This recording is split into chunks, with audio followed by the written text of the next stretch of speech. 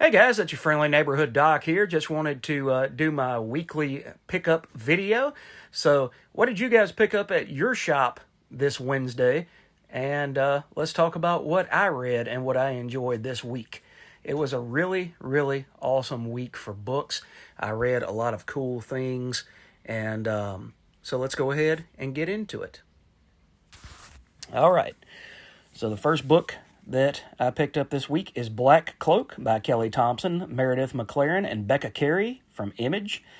This is, I believe, issue 9. Let's see here. Yes, this is issue 9. So this continues the story of Pax and company, and they're still working to solve a murder mystery. So the artwork, to me, is what carries this story. It's multifaceted. It's very much like Saga as far as the story goes, where it's political intrigue, but at the same time, it's dealing with very personal interactions and how these characters move. So it's got a realism to it like that. But at the same time, the artwork just absolutely jumps off the page at you. And you see, big dragon, snake-looking creatures. And then you've got the worlds of magic that you're dealing with. It's just fun. That's the only way that I know how to describe this particular book, is that it is fun. And that's something that a lot of books are sorely lacking. It's just, it's cute in a and no offense to the bronies out there, but it's cute in a non-My Little Pony sort of way. So I don't know.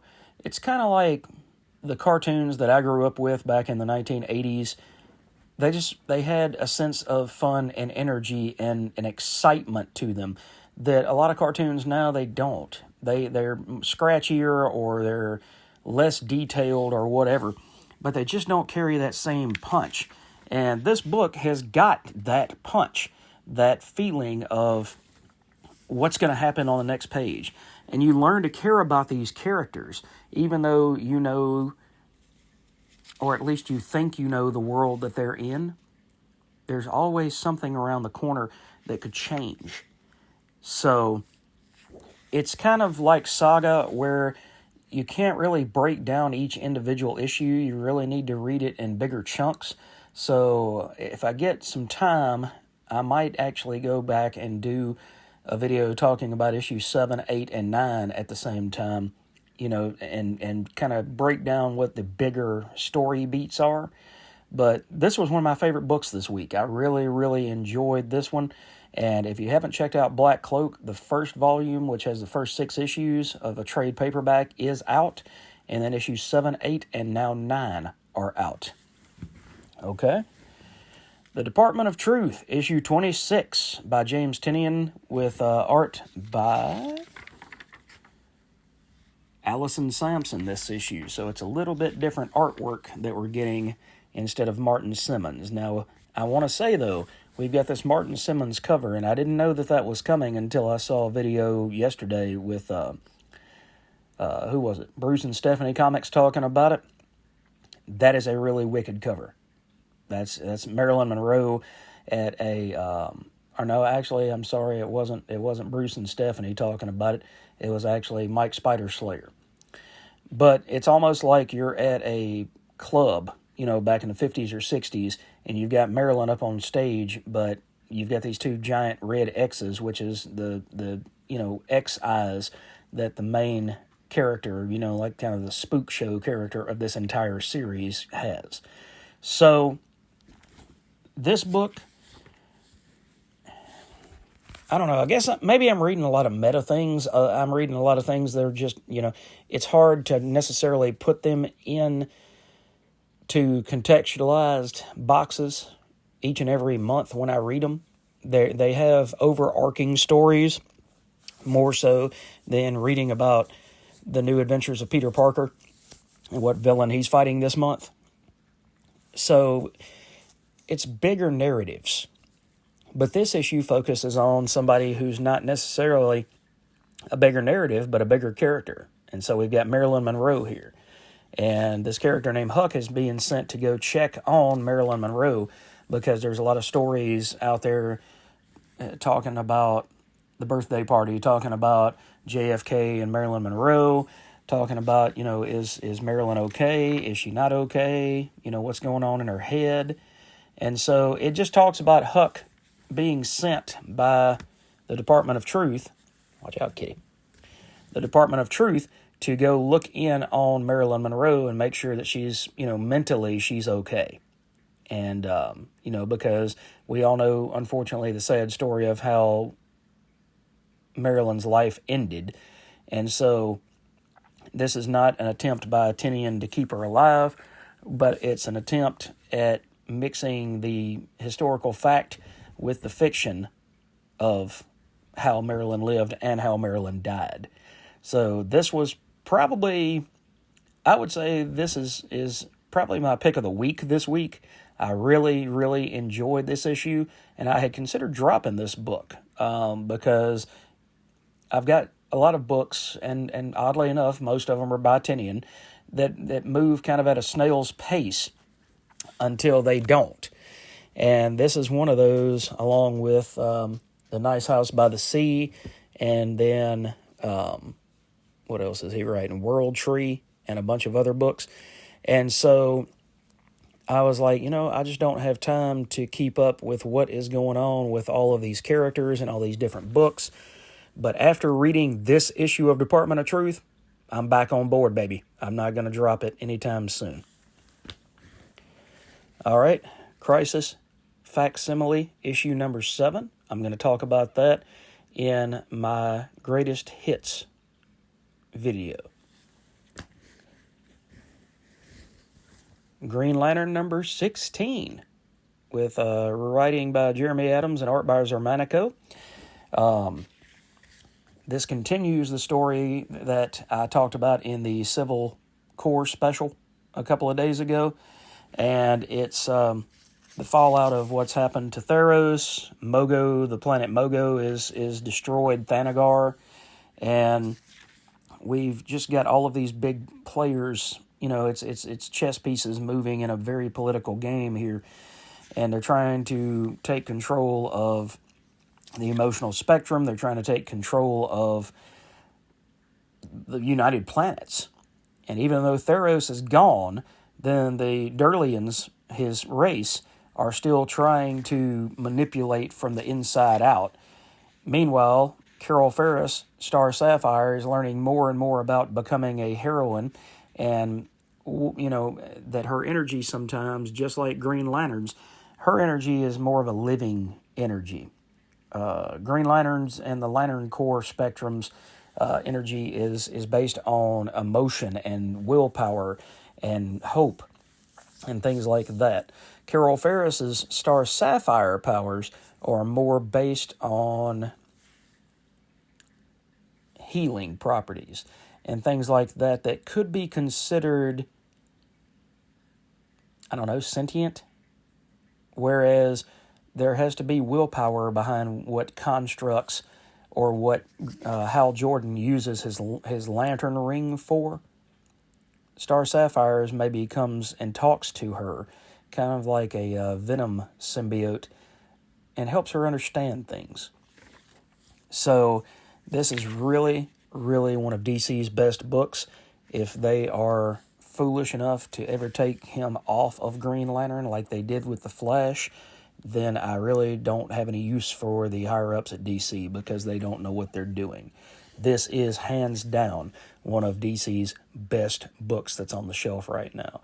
So welcome back, Hal Jordan.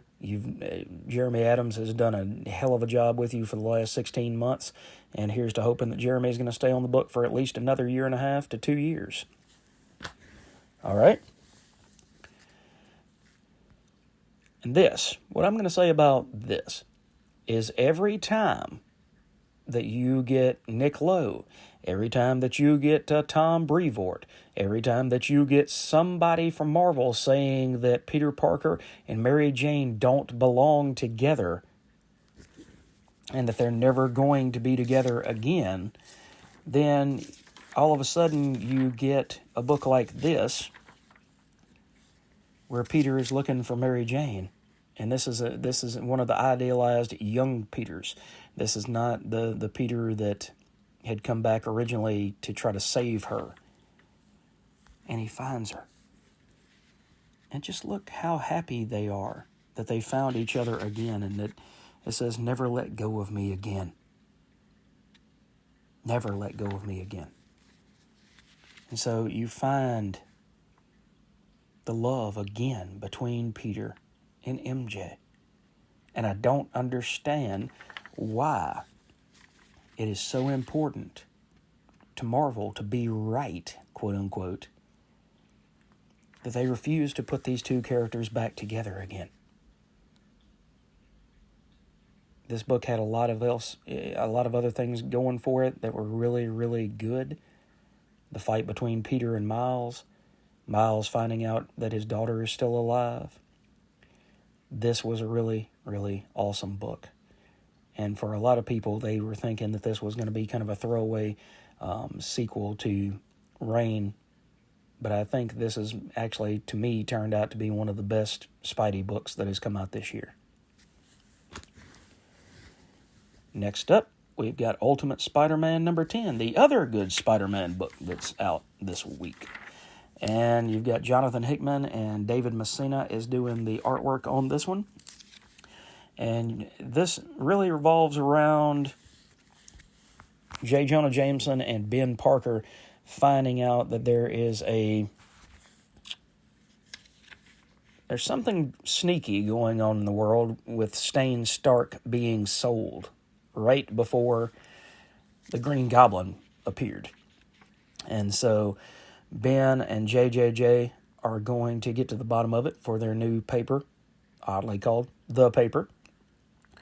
And they've determined that they are going to dig as far down into this rabbit hole as they have to in order to get this story. And that leads them to Gwen Stacy and eventually back to Harry Osborn. And they show Harry, we know about Stain Stark and SS Securities, and we know about U65. They're different shell companies and corporations that, on the month, every month, somebody is moving SS Securities around and selling it to somebody else every 30 days. So they're trying to figure out where the Green Goblin's powers came from. They're trying to figure out who was selling the information. And more importantly, they're trying to figure out who is pulling the purse strings behind Wilson Fisk. Because they realize that somebody is behind Wilson Fisk, and even though he may be the kingpin of crime in New York City, he is not the main boss. There is somebody above him, and so they're trying to figure out for their newspaper, but also because they smell a story. And these two guys are old newspapermen, and they are not going to let it go, no matter how much they're threatened, how much they're cajoled. And so Harry provides them with some information, and in the end, they decide to run a story talking about the Kingpin and who runs Wilson Fisk. But the interesting thing about this is that they realize that they can't go out there with their name on the byline, because if they do, then they've got families. They've got people that they love and they care about. And whoever is behind Fisk, once they find out, who J. Jonah Jameson is and who Ben Parker are, their families are not going to be safe anymore. So they decided to create a portmanteau of their names and decided to use Ben Reilly. So isn't that funny that Ben Reilly would show up in an Ultimate Spider-Man, even if only in name at this point? So that is still one of the best books, and to me, it's still the best Ultimate book, with Ultimate X-Men falling just a little bit further behind. But if you're not reading this, I think you are absolutely, absolutely missing out. All right, and the last book I'm going to talk about today that I picked up,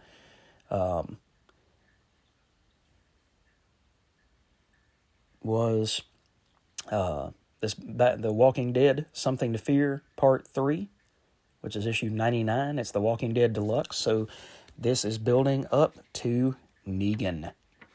And if you've never read this before, the tension in this is palpable. You can feel it. You can feel that something with issue 100 is going to come, and it's going to be big, and it's going to be bad, and it's going to be nasty.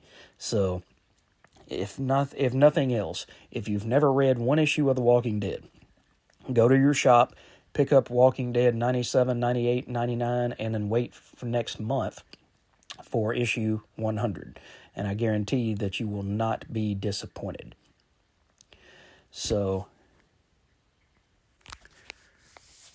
that minus one book, and I got to go in the other room and go see if it's still in the bag and board that I just didn't pick it up. Hang on a minute. Hold tight, and I'll be right back.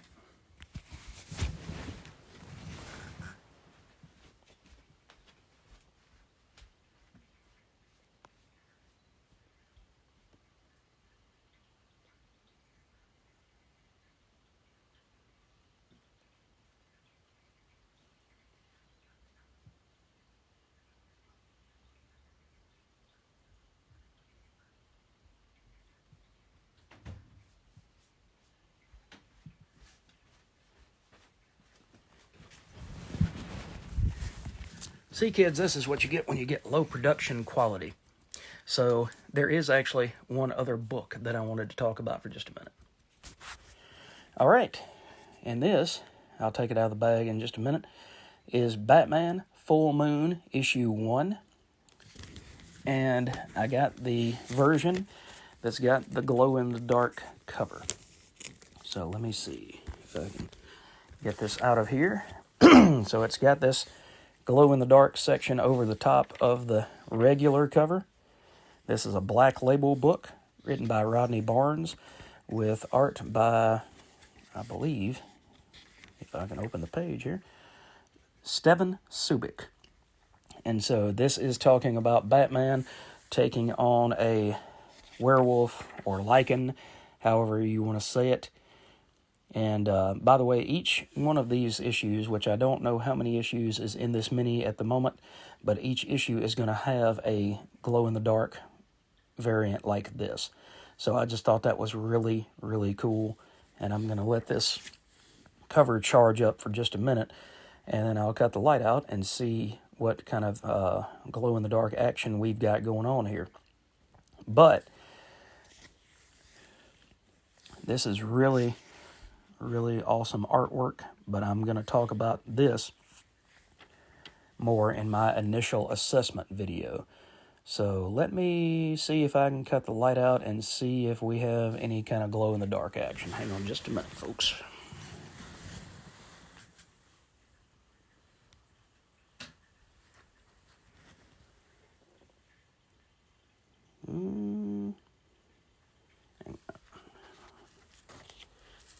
Let's see if we can speed this process up a little bit here.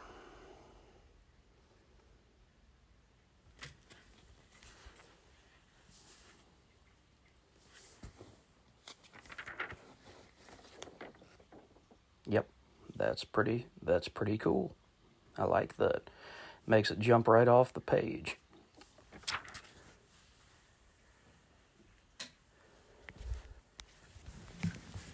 All right, guys. So that is now what I picked up and what I read for this week. So be looking for the initial assessment video to come a little bit later. But what did you guys pick up? What are you enjoying reading? Is there any new number ones that you picked up this week that you have not really had a chance to dig into just yet? Let's talk about it down in the comments. Let me know how your trip to the shop went and what cool things you picked up. So, thanks guys for checking this video out. Hope you have a really wonderful day, and we'll catch you in the next one.